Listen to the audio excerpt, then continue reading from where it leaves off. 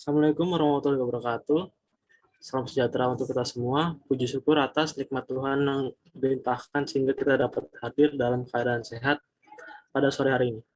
Dan yang terhormat Pak Tri Mulyono selaku dosen pengampu dan teman-temanku yang saya banggakan. Kami dari kelompok 7A ingin menjelaskan sedikit terkait sejarah terowongan dan pembangunan terowongan. Sebelumnya kami ingin memperkenalkan diri kami. Ada Najla Saifana, ada saya sendiri, Tesarakni Arifian, ada Farah Sabila, dan yang terakhir ada Iksan Yazid. Oke, dimulai dari yang pertama, yaitu sejarah terowongan. Di berbagai tempat, mungkin sedang terjadi konstruksi rel kereta api sungguhan, atau jalur utamanya, seperti yang sudah terjadi di dekat saluran air seperti kali atau sungai, yang mengarah ke lembah, serta menghindari keharusan untuk membuat terowongan melalui perbukitan. Namun ini tidak selalu memungkinkan, dan di banyak lokasi, terowongan kereta harus dibangun. Hampir selalu terjadi kecelakaan saat pembangunan terowongan, dikarenakan tingkat kesulitan yang cukup tinggi, membutuhkan waktu yang lama, dan biaya yang cukup besar. Hal ini seringkali membuat manusia sering kehilangan nyawa karena bahaya konstruksinya. Konstruksi terowongan awalnya dilakukan oleh para pekerja dengan menggali menggunakan cangkul dan skop, meledakkan dan membelah batu, menopang dengan kayu berat saat mereka maju perlahan ke depan agar bisa masuk ke dalam. Penilaian tempat akan dibuat tergantung pada sifat tanah, apakah lapisan permanen diperlukan, atau jika melakukan penggalian, apakah terowongan tersebut dapat berdiri dengan aman tanpa penyangga. Jadi, perlu adanya lapisan pada pembangunan terowongan berupa batu bata atau batu yang akan dibangun di belakang para pekerja. Kemudian, alat penyangga sementara yang bisa disingkirkan saat pekerjaan berlangsung. Dan ini adalah berikut gambar pada saat konstruksi terowongan gali timbun di London.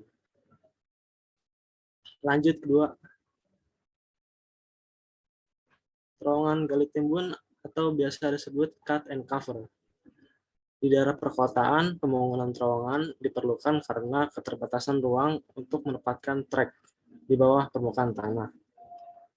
Hal ini terjadi dalam pembangunan jalur pertama, yaitu jalur metropolitan dan distrik di London, termasuk yang sekarang disebut jalur lingkar. Oleh karena itu, ada sebuah metode yang dinamakan metode cut and cover atau biasa disebut dalam bahasa Indonesia, yaitu gali timbun. Metode ini masih digunakan sampai sekarang di seluruh dunia untuk pembangunan terowongan dan stasiun dangkal. Namun metode ini juga mempunyai kelemahan, yaitu gangguan yang cukup besar di permukaan selama konstruksi berlangsung. Oke, materi selanjutnya akan dijelaskan oleh Iksan Yazid. Silakan Iksan.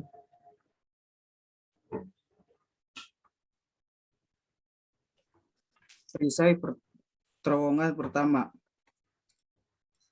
Sampai akhir abad ke-18, tidak ada terowongan yang berhasil dibangun di bawah aliran air. Next slide.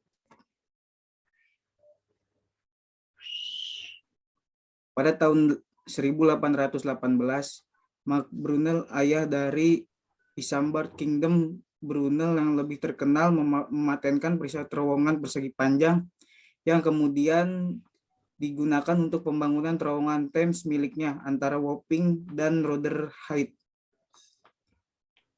Meskipun ide tersebut lahir dari masalah pembuatan terowongan melalui tanah yang tergenang air, prinsip perisai terowongan bergerak kemudian didirikan secara internasional.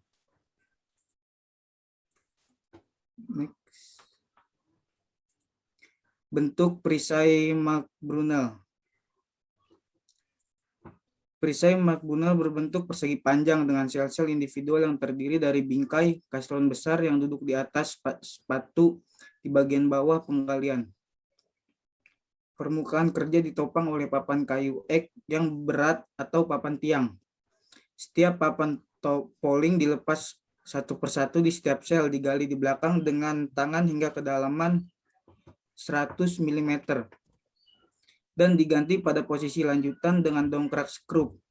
Secara keseluruhan mungkin ada hingga 36 pria yang bekerja di bagian wajah pada satu waktu. Next.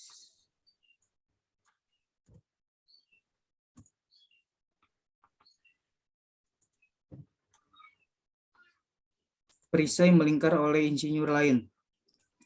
Seorang insinyur lain yang bernama Peter Barlow mematenkan perisai melingkar beberapa saat kemudian dan salah satu muridnya, James Gatherhead, mengembangkan ini lebih jauh dan menggunakan pada tahun 1869. Perisai Gatherhead memiliki fitur yang masih tetap tidak berubah, yang merupakan struktur pelindung di mana tanah dapat digali dan diperpanjangkan di bagian belakang, di mana lapisan permanen terowongan dapat didirikan dengan dongkrak yang memaksa perisai ke depan bereaksi pada lapisan yang telah selesai. Pada tahun 1886, terowongan tabung kereta bawah tanah pertama di London dibangun menggunakan perisai Gatherhead. Next.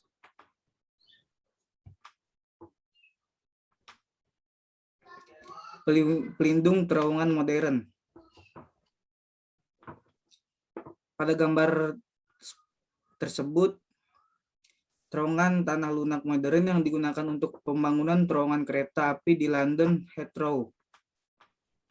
Pelindung terowongan modern yang digunakan untuk terowongan tanah lunak mengikuti dasar prinsip yang sama sebagai perisai Gatherhead. Beberapa kecanggihan telah ditambahkan dalam bentuk dongkrak hidraulik dan lengan hidraulik di bagian belakang untuk membantu pemosisian segmen lapisan terowongan dan pengoperasian daya alat dari berbagai jenis untuk menggali wajah serta peralatan yang ditingkatkan untuk menyelidiki ke depan.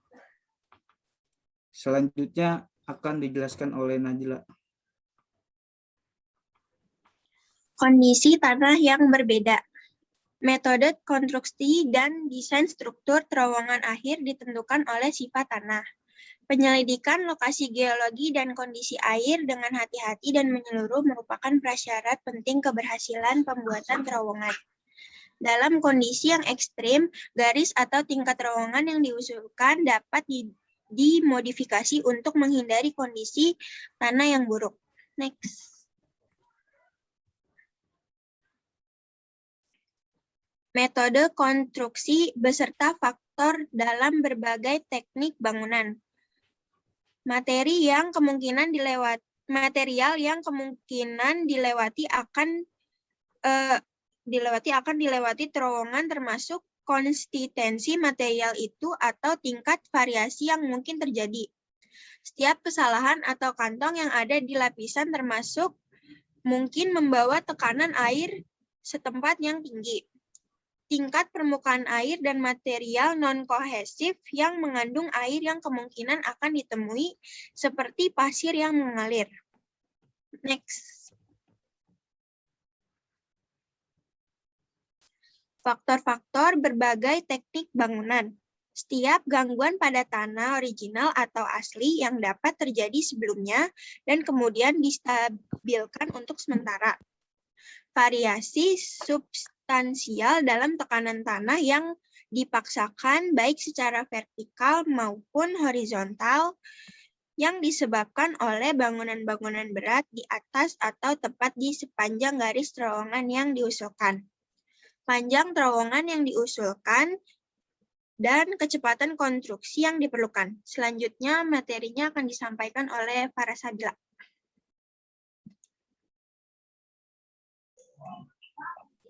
Selain di mana jalan terowongan melewati batuan keras yang diharapkan dapat berdiri sendiri, sebagian besar terowongan dilengkapi dengan lapisan permanen.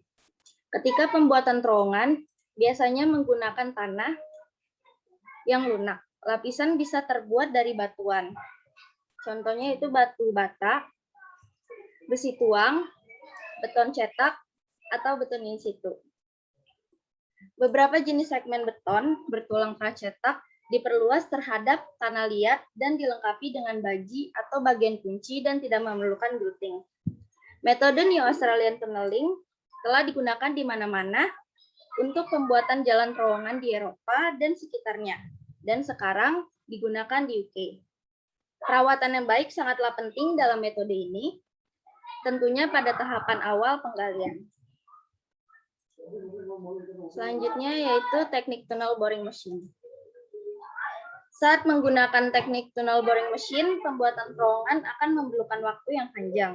Teknik ini bertujuan untuk membangun setiap pengikat.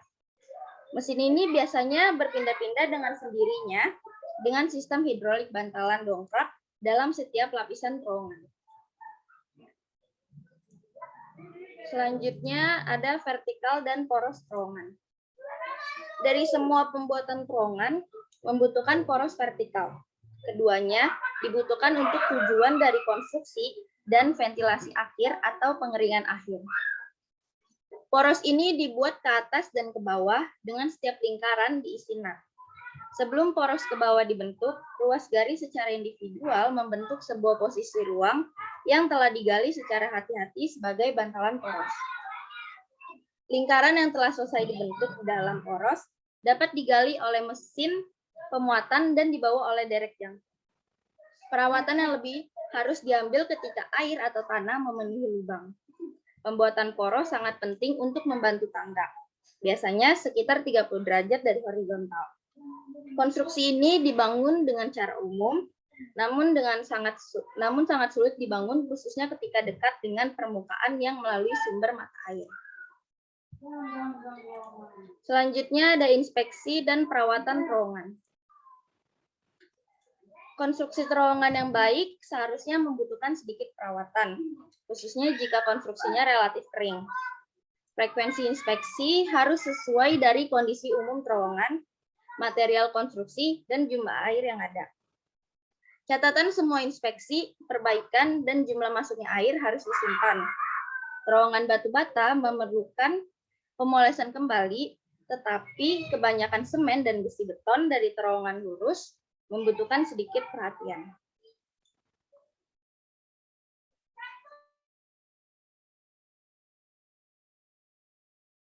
Apakah ada yang ingin bertanya?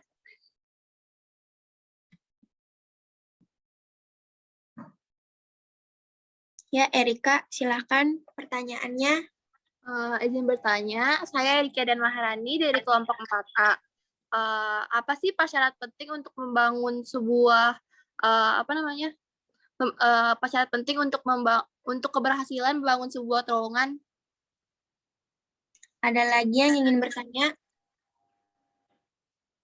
Ya, Nabila. Silakan, Nabila. Nabila. Ya, Pare, iya. Saya mau bertanya,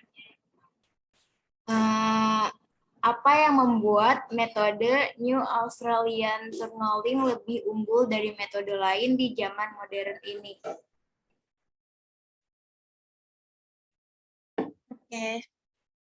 Selanjutnya, Fitri. Saya izin bertanya. Perkenalkan, nama saya Fitri Hernisa dari kelompok 8. Pertanyaannya yaitu jelaskan bagaimana metode konstruksi terowongan gali timbun. Terima kasih.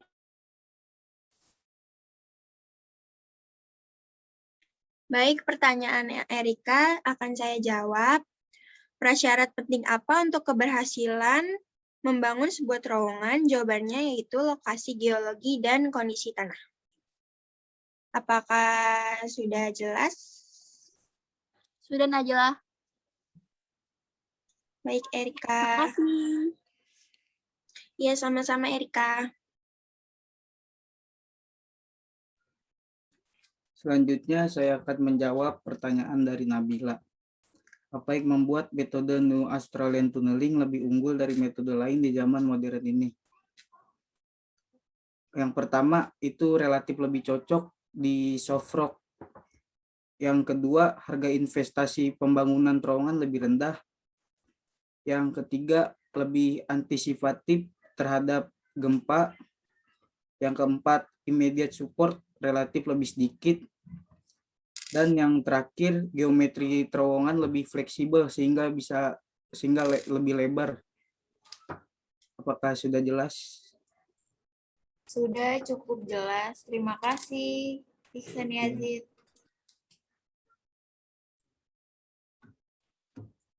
Dan yang terakhir saya ingin menjawab pertanyaan dari Fitri, yaitu jelaskan bagaimana metode konstruksi terowongan gali timbun atau cut and cover. Jawabannya adalah terowongan ini sama dibuatnya pada umumnya melalui berbagai jenis lapisan tanah. Cut and cover, sistem konstruksi terowongan ini dibuat dengan cara menggali sebuah trench pada tanah, kemudian dinding dan atap terowongan dikonstruksikan di dalam galian. Sesudah itu ditimbun kembali dan seluruh struktur berada di bawah timbunan tanah. Metode pembuatan dengan cara cut and cover ini adalah yang tercepat dan lebih murah biayanya dibanding yang lain.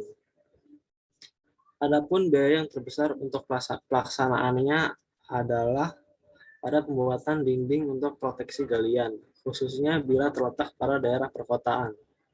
Metode ini hanya dilaksanakan bila elevasi terowongan relatif berada di dekat permukaan tanah dan bila memungkinkan untuk itu. Jawabannya sudah cukup jelas, Fitri? Sudah jelas, terima kasih. Sama. Baik, ada yang ingin bertanya lagi? Jika tidak ada yang ingin bertanya, sekian presentasi hari ini mengenai terowongan yang meliputi pembangunan, metode-metodenya, serta lapisan terowongan. Terima kasih. Terima kasih.